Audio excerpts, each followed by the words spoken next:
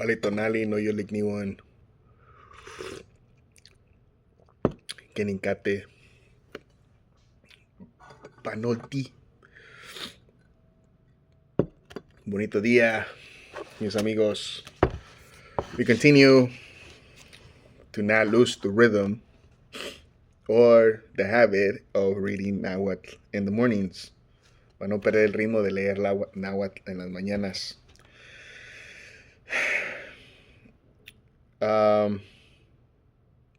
Here we go. Ahí les va. Tlaopuhquetl, la lectora del maíz. It says, you see some people that use tarot cards. Well, back in ancient Mexico, we used just grains of corn. So, ahora la gente que se pone a leer las cartas, pero antes se usaban piedritas y granitos de maíz. Porque la intención es abrirse a lo que hay más allá.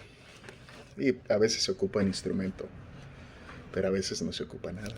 Just meditate, nada más meditar. Tlaopuhquetl.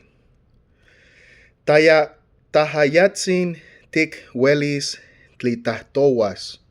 Ika iteotzinsinuan.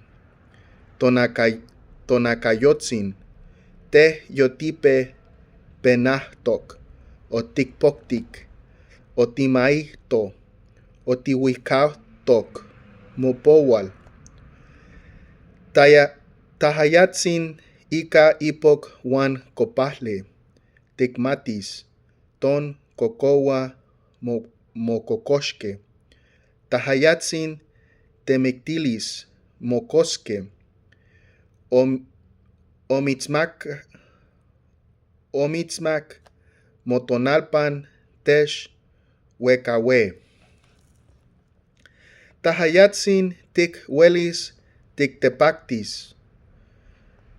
Itechca cocolistle titlachisquetl ma xinechilhuili teipan ta akyas. Ahmo tlatose tata wan nanaik. Ahke kixpowas ne tlamatilistle. Ahí la dejamos. Que tengan bonito día. Timota.